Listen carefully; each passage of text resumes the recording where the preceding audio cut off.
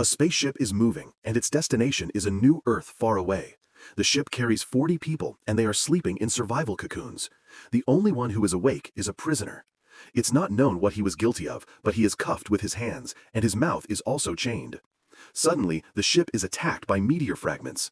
A woman named Fryer feels something wrong. She and her partner get out of their survival cocoons to check. The ship is now falling towards a planet at high speed. Fryer releases part of the ship from the mothership to reduce weight. Then she uses gas brakes to reduce the rate of falling. But it seems the ship is still too heavy. Fryer has to jettison other sections. The landing is quite rough, causing the ship to tear apart. Survival cocoons also fly out. After the crash, there are only a few survivors. Johns is a policeman. He is responsible for escorting the prisoner. After discovering that the prisoner is no longer in his cocoon, Johns goes to look around and is suddenly attacked by him from above. Because the prisoner's legs and arms are bound, he is quickly controlled by Johns. They are now on a hot, desolate planet. Even the needle of the compass spins wildly. The group begins to discuss finding survivors, but looking at the wreckage of the ship, there is no hope. Now their mission is just survival. They find a container and open it to see bottles inside. In the middle of a desert, it is good to have a little drinking water. But others in the group do not like the prisoner. At this time, the prisoner discovers a sharp edge on an iron column and tries to break his bonds to escape. When Johns discovers it, it is too late. He only finds the discarded bindings. The prisoner has escaped into the rocks. Back at the ship, everyone begins to equip themselves with weapons. Johns is a police officer, so he has firearms. On this planet, they discover there are 3 suns. One guy says it's a good thing, meaning no night. The prisoner doesn't think much of it. Johns gives a gun to another man to pursue him. While checking around, Johns feels someone approach. He immediately aims his weapon. It's Fryer. Her cocoon is still intact. They discover strange trees. Thinking there should be water, they go to see. But those are not trees. They are the huge skeletons of some monster. The surrounding area is no different from a graveyard. A big question mark forms in everyone's mind. What made them die? The prisoner is also hiding here. While Fryer and Johns are talking, he pokes out from behind. They think he holds a knife to attack Fryer. Unexpectedly, he only cuts some of her hair to smell. Perhaps he has not been close to a woman for a long time. Someone finds a toy robot. They then discover an abandoned base. There is a water source for them and a spacecraft. Near the broken ship, the prisoner is sitting when he hears a noise. He goes down to check and sees 2 people who are repairing something. A shadow appears, making them wary. It turns out to be another survivor from the accident, but his life quickly ends. Thinking it was the prisoner who attacked, a man shoots and kills the survivor. The prisoner sits in the distance and watches the scene. Fryer carries the body and finds a well that has a tunnel dug into it. As soon as she gets in, she is attacked by a monster. But when the others run over, they don't see the monster, only the prisoner standing there. He runs away as he is ambushed. He is beaten by the others because they think he killed the man. Fryer does not think so. She asks him about the noise and the whisper she heard. He tells her to come closer so he can explain. He suspects something else. When she arrives, he takes her to a spot and points. He has turquoise eyes, saying they are like an infrared camera, so he can see in the dark easily. He denies that he killed the old man and says he was looking deep inside the cave. Everyone believing him, so Fryer is determined to go down there to learn the truth. The others support from the outside. Going deep inside, she discovers a cave with many other cave doors. Monsters appear. They have the ability to stealth. Fryer is terrified. She panics and runs towards a nearby cave door, but the rope connected to the outside holds her. The people outside feel something is wrong. To save Fryer, the prisoner deliberately punches the iron wall to create noise and attract the monsters.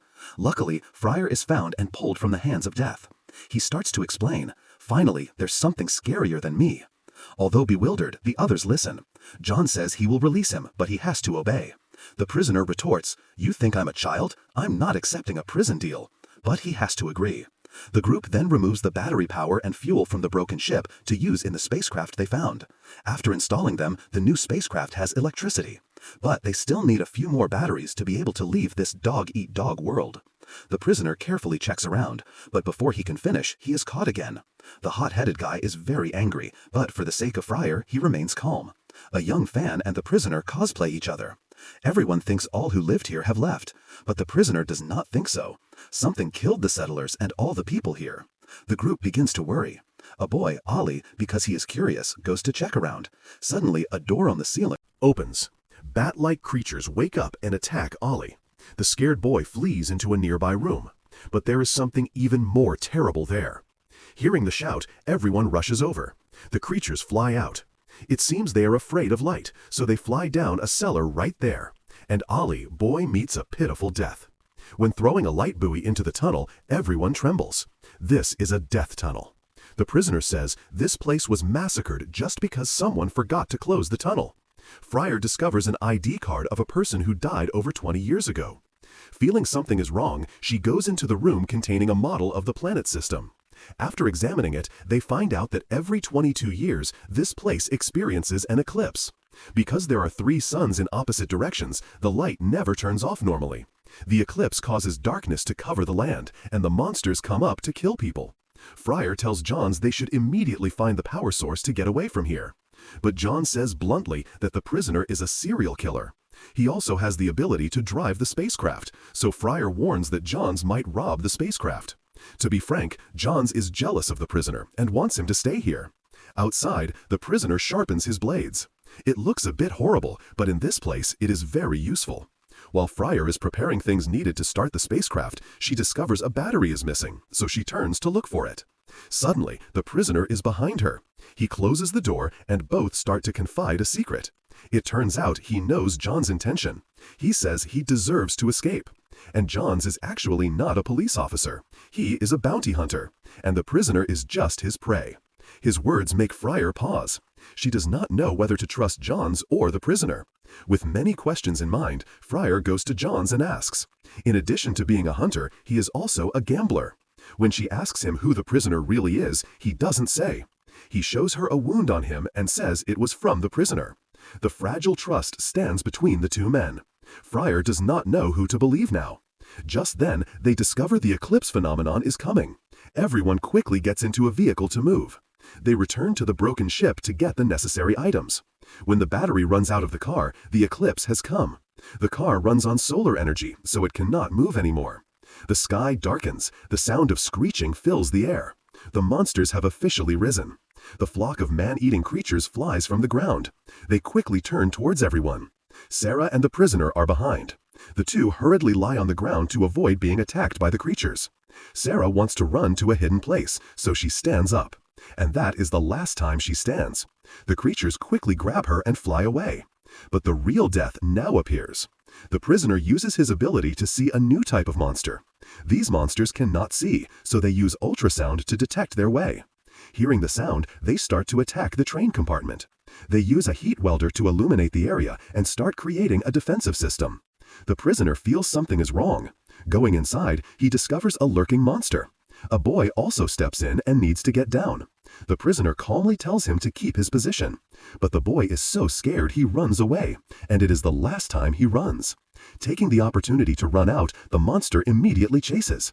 But the light scares it. It is defeated by everyone's shots. They plan to escape. They need to bring 4 batteries to the rescue boat and leave this place. Johns now reveals his true nature. He is scared and wants everyone to stay here until the sun returns. Fryer disagrees because no one knows how long that will be. Just waiting will make everyone die like the people in the basement. Angry at Johns' resistance, a man threatens him with a gun. But the prisoner doesn't like that. He holds a knife and points it at Johns. "Calm down, my friend. I'm just a bit heated." Everyone calms down. Fryer suggests that the prisoner helps everyone get out of here. After that, everyone takes the heat welder to the warehouse. They quickly gather everything that can illuminate and the 4 batteries. The journey of death begins.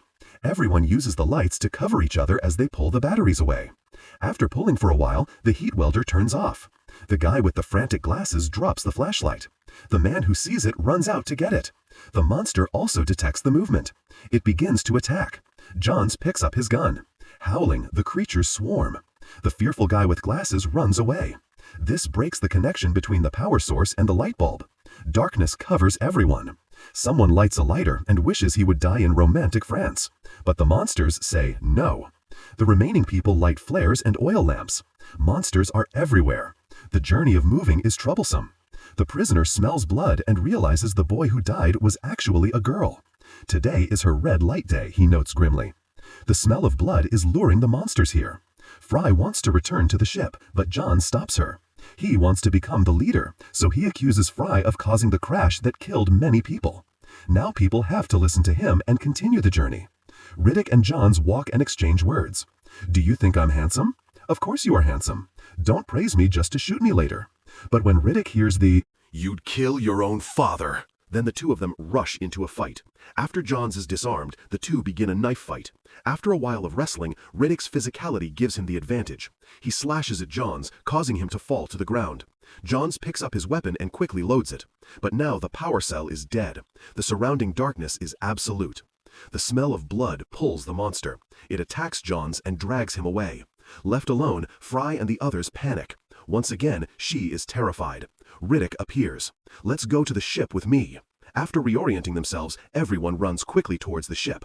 Overcoming the strange flock of creatures, Fry discovers they are attacking each other. Running to a canyon, a girl is about to be attacked by monsters. But thanks to Riddick's intervention, the girl escapes death.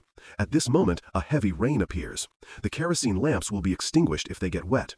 Another person is taken away by monsters. The whole group now has only 4 people. They discover a nearby cave. This is probably the best shelter for everyone.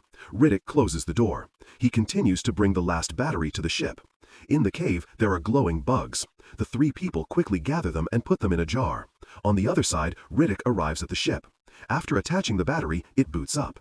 It seems that he wants to leave everyone and go alone. But Fry appears in front of the ship. She tells him to help the rest. He says, "Let's ignore them. They are only dead weight. Come up here and go with me." She walks up. The image of those left behind flashes in her mind.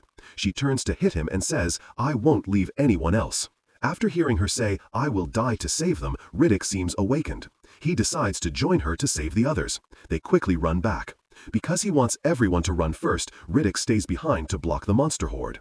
Running near the ship, he is blocked by a creature. Knowing they have a blind spot right in front of them, he moves into its path. Just as he thinks he'll escape, another monster appears. On the rescue ship, Fry hears the noise and runs back to rescue him.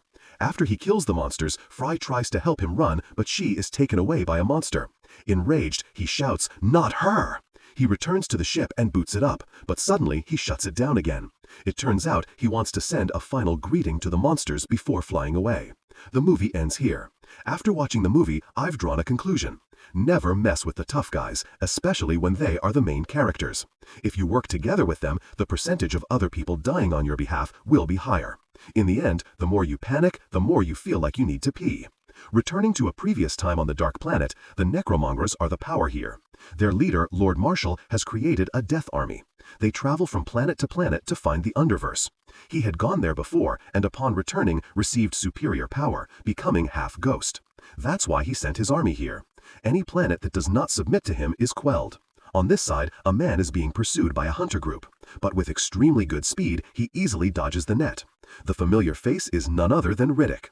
The hunter leader witnesses the chase and is extremely happy. But no, the mouse ends up beating the cat. Each soldier is pounded by him. They start to feel overwhelmed. A foolish boy comes out. Everyone knows him. The commander turns to apply some lip balm. Suddenly, Riddick appears in front of him. Riddick says he brought too few people, and that is an insult. After learning that the planet Hellion Prime is the reward, Riddick knocks him out and drives the spacecraft there. In a dream, he encounters a woman. She reminds him of the crimes that happened on her planet. When he wakes up, he is administratively checked, but he is a genuine bad boy. Meanwhile, a woman named Kyra continues the mission. She catches up with Riddick. He asks why the hunters knew his residence. Kyra is silent. Finally, she reveals that recently many planets were swept by the Dark Army. None can resist their power. At this time, a group of masked people appears, including an elemental ambassador. She is a messenger of the air elemental race. This race is known as prophets and is very good at calculating. They can be invisible and glide on the winds. She says that only a Furian can destroy the darkness. That person is you. At this moment, a bunch of Necromonger soldiers rush in. Kyra begs him to stay and help. After a convincing appeal, he agrees. He uses his skills to help. The soldiers in the dark are defeated. It doesn't take too much time to end them. Meanwhile, the Necromonger fleet is heading to Hellion Prime. The defense system is activated. People begin to evacuate in chaos. Riddick stands against the onslaught. A Necromonger spacecraft plunges into the planet. Soldiers fly out like ants. They are so numerous they obscure the sky. The Helion Defense Force responds. An air battle explodes fiercely, not only in the air, but also on the ground. Kyra's family is trapped between the two armies. The Necromonger army doesn't just use guns, they rush forward and are quickly devastating. The necromongers have a soldier named the Purifier. He can see in the night and very far. Riddick can also see in the night, so they are matched. Riddick discovers the commander and stabs him from behind. Kyra, protecting her family, distracts them. Knowing she cannot run away, Kyra stands to fight the commander. Her outcome is likely fatal. Riddick runs to rescue her but is too late. He only finds his friend's necklace. After capturing Helion Prime, the Lord Marshal appears before the people. This leader is a missionary. He says that humans are getting weaker because they are diluted by different races. We come here to help you become stronger. Follow my dominance to come to the promised land of the Underverse. However, no one believes him. Naturally, bringing soldiers here to crush people makes it difficult to believe. Only fools believe that. Faced with this counterattack, the Lord Marshal uses his power to tear a soul from its body. You follow him or follow me. All people are afraid of this devil. Particularly, there is a long-haired guy wearing sunglasses. The commander and the elemental come to remind Riddick. The Lord Marshal is the only one who can go to the Underverse and return. But Riddick says, it's my job. It seems he wants the item the other commander has. The battle begins. The commander attacks with his weapon, but he doesn't know he's facing the main character. Riddick stabs him from behind and sends him to the promised land. The Lord Marshal walks over, and Riddick throws the knife to him. After a display of skill, Riddick takes it back because its balance is a bit off. In my religion, the winner takes the spoils, so this knife belongs to me, obviously. Seeing Riddick seems familiar, the Lord Marshal sends his subordinates to take him to the brainwashing room. The wife of the commander, Vako, takes him to visit the halls of the spacecraft. Then he is taken to a prophetic room. The Lord Marshal activates a supergravity field to disarm and restrain him. The elementals invade his memory. They say he is a Furion and he is carrying a noble mission, to destroy the Lord Marshal to save humanity. After hearing the name Furion, the Lord Marshal's face suddenly wrinkles. He has a history with the Furion race.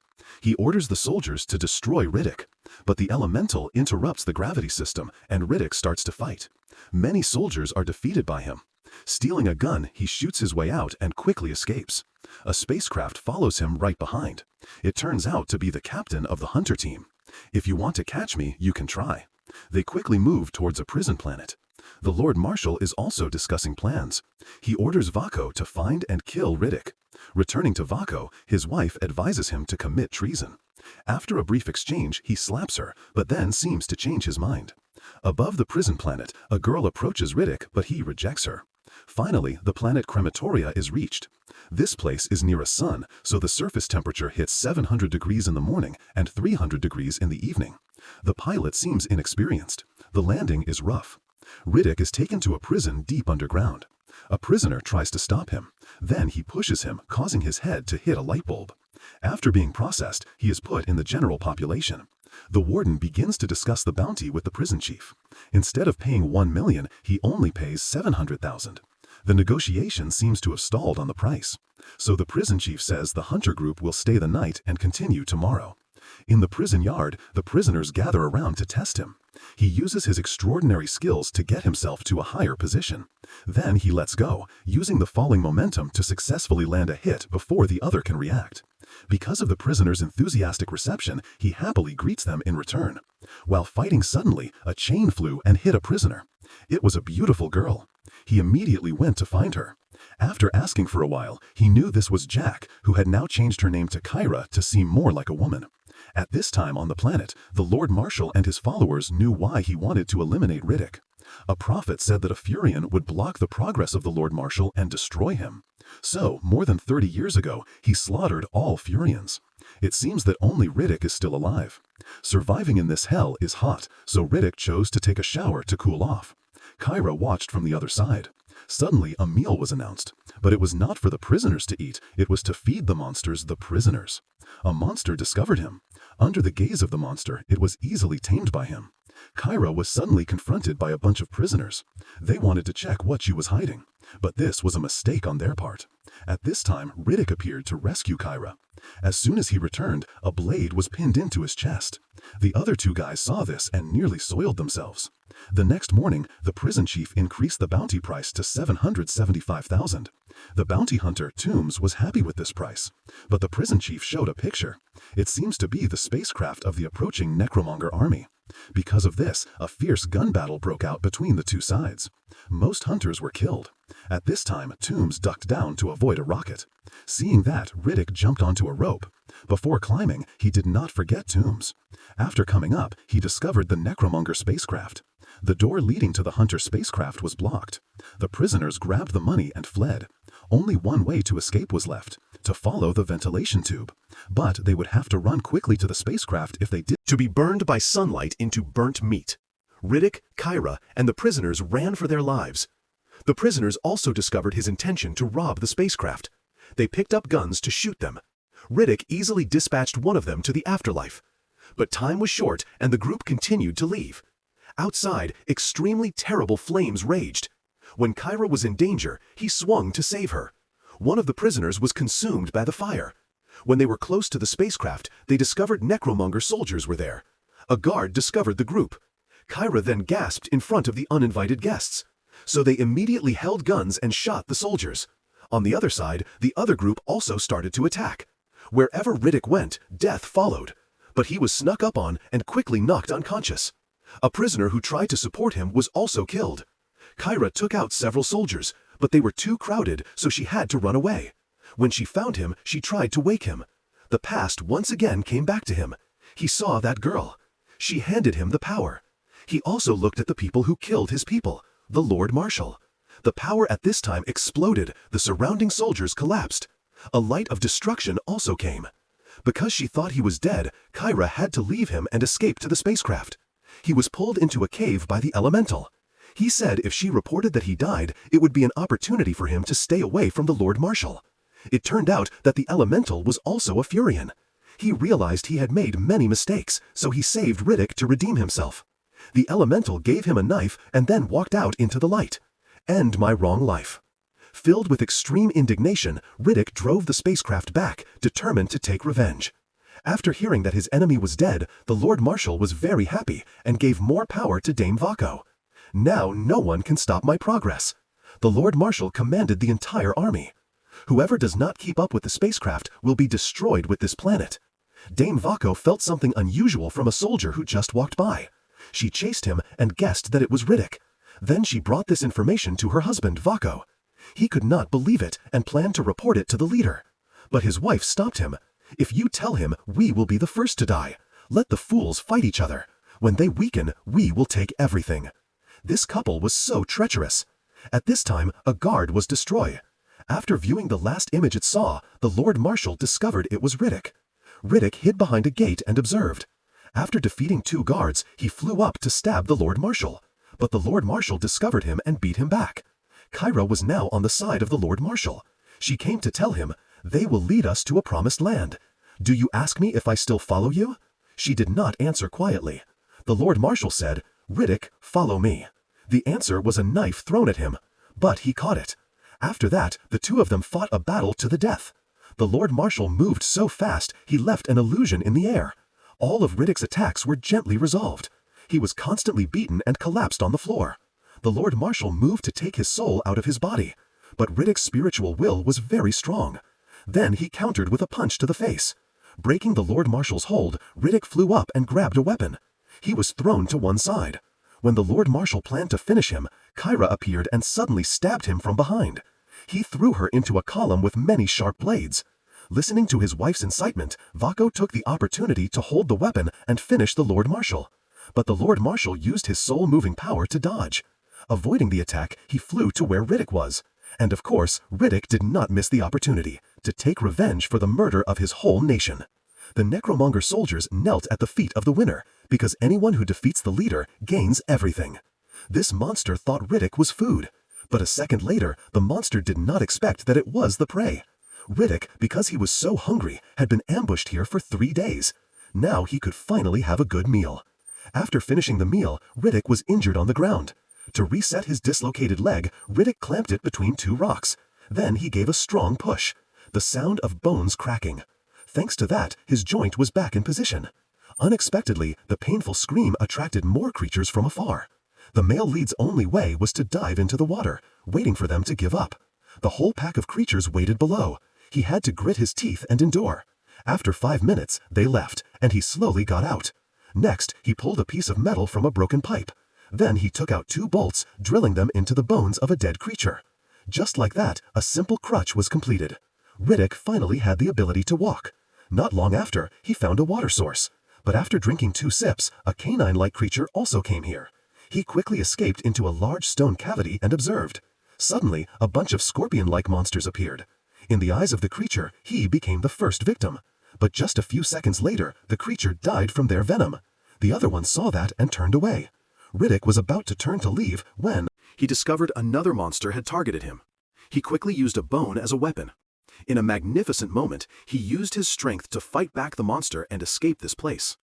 The scorpions ignored him and moved on slowly. That night, Riddick hid under a stone to avoid danger. While sleeping, he dreamed of the day he was betrayed. It turned out that he was the ruler of the Necromonger army, but was betrayed by his brothers, using a beautiful woman against him. Then they brought him to this remote, deserted planet to kill him. Just when the mercenary assassins were about to finish Riddick, he used a hidden blade to kill 2 subordinates. Using his physical prowess, he quickly killed 2 more guys. But there was still a general holding a gun, so he could only hurry into the rocks. The fear of the general meant he didn't dare come close, he just shot at the ground. As a result, the whole rock piece and Riddick fell into an abyss. The next day, Riddick adventured out and overcame a hunting storm. He accidentally saw the canine creatures lying down, waiting to die. He immediately brought the smallest, most adorable pup to nurture. Thanks to his new golden-furred friend, Riddick's wounds also healed quickly. He climbed up a cliff and discovered a completely new world. But to get there, he was forced to cross the scorpion swamp below. Very quickly, Riddick thought of a way. He caught a scorpion beside the swamp and extracted the venom from their stingers.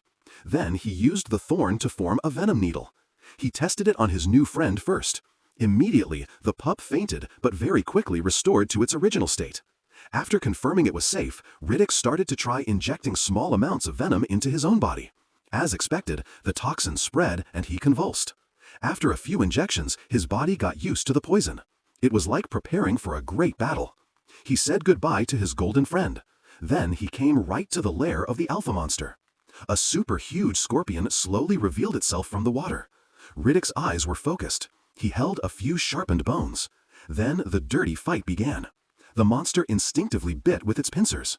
Riddick just waited for an opening to cut off the head of this giant scorpion. His golden friend now followed him to the place.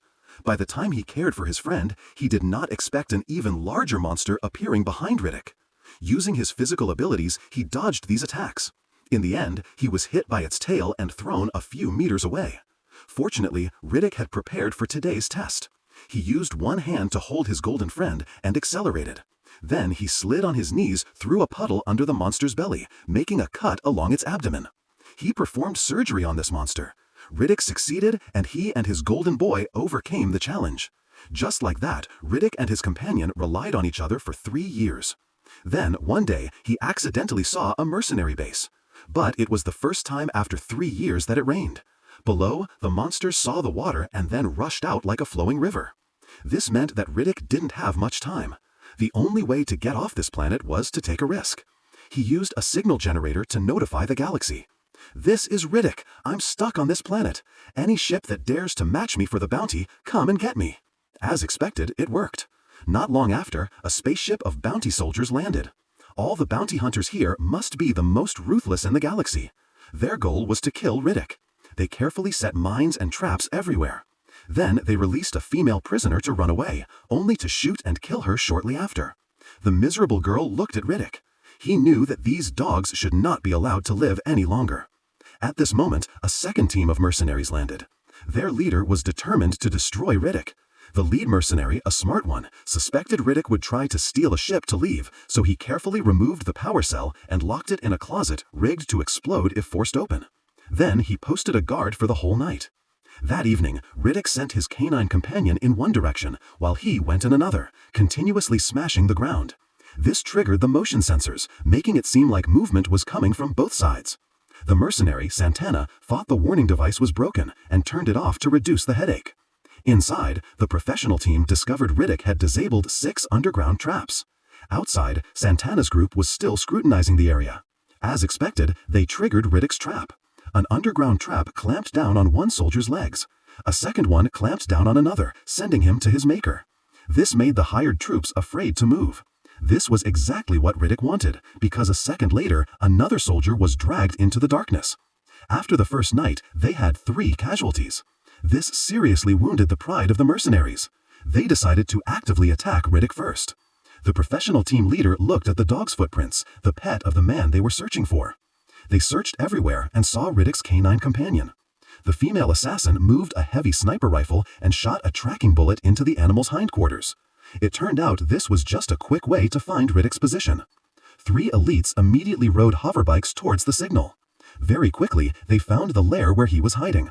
The hired hands started their electric weapons and carefully entered. Suddenly, a shadow appeared behind, causing the whole group to panic frantically. They fired all their bullets, only to realize it was the soldier who had gone missing the night before. The professional group suddenly realized they had been tricked. As expected, Riddick soon sneaked into the base, looking for where they had hidden the remaining energy cell. The other guys returned to the spacecraft and discovered all the energy cells needed to start it were stolen. Curious, one opened a rigged cabinet and was hit by Riddick's second trap. Only a tall, quiet guy named Diaz was left near an unlocked cabinet. Riddick assessed this guy was no different from a newborn baby. Unexpectedly, Riddick just left without killing him. Seeing all their energy cells gone, the others frantically searched. Meanwhile, Riddick was outside using a temporary energy cell. Then he went back to meet the mercenaries alone. It was an unbelievably bold move. Riddick threw away all his weapons, planning to negotiate. "As long as you let me leave on a spacecraft, I will return the battery. If you don't agree, you can only die in the upcoming sandstorm." After saying that, Riddick turned and left. Santana played dirty and shot Riddick's dog when it came to rescue its master. The boss also ordered his men to shoot Riddick immediately, but a tranquilizer dart had no effect at all. They shot enough sedative for 2 elephants, and the male lead finally fell. He painfully looked at his dog, who had been shot dead by Santana while trying to save him. "That was your biggest mistake, touching my dog." They immediately tied up Riddick, hoping to torture him into revealing the hiding place of the energy cells. Unexpectedly, Riddick was extremely calm and looked up. It had started to rain, an unexpected downpour. It was when they brought a blade to Riddick's neck that the scene machine broadcast a warning sign. Because of the rain, the monsters started to hunt. But the hired mercenaries weren't from here, so they didn't know their fear. The steel walls here were like thin paper to these creatures. One by one, they were defeated. It seemed they couldn't survive here for long. But all of this had been in Riddick's plan all along. "Are you scared yet?" He once again suggested the transaction for safe passage. Seeing the monsters were too fierce, the captain, Johns, had to agree. Then he freed Riddick so the group could leave. But Santana, being so stubborn, did not allow it. He wanted to kill Riddick at all costs. The result was pathetic. The group opened the door and rushed out to break the siege. They let Riddick drive a hoverbike to get the power cells. Both he and the captain drove bikes to escort him. But unexpectedly, the entire surrounding land was swarming with monsters. The captain, driving carelessly, fell down. He fell and started shooting at the monsters. Riddick promptly returned on his bike to save his life. Very quickly, Riddick found the power cells. Diaz saw this and turned traitor, wanting to possess the power cells for himself. As expected, this guy was stronger than ordinary people, but that was not enough against the Lord of the Dark. One sword slash from Riddick cut him down. Before he died, Diaz accidentally shot a fuel line. The other vehicle was silently ruined by him. This fox had planned to kill them from the beginning. Now the 2 of them were left to walk to the spacecraft. On the way back, they were surrounded by countless monsters. The 2 fought fiercely, killing countless monsters. Just as the captain shot the last monster, he discovered Riddick had been stabbed. Thinking the captain would save him, Riddick was surprised when Johns only took the power cells and removed his helmet. Riddick took a hot stone and cauterized his bleeding wound, then kept fighting. But he was quickly overwhelmed by monsters. The male lead used all his strength to fight with the fragile hope of life. But the number of monsters was uncountable. No one knows how many he killed. It was at this moment of life and death that a series of bullets from above shot down, directly solving all the monsters surrounding him. It turned out the captain had not abandoned the male lead, but had followed the promise to return and repay the debt. He dropped a line to pull Riddick upwards. "Let me ask you one thing," John said. "What do you plan to do?" Very quickly, Riddick returned to his homeland. He put a knife to the neck of the first guy who betrayed him. The man claimed the real traitor had escaped to another planet. Riddick gently drilled a hole in his head. Then he looked towards the planet where the traitor was hiding. The movie ends here. Thank you for watching. Do not forget to like, subscribe to the channel, and turn on the notification bell to receive the latest videos soon. See you again in the next reviews.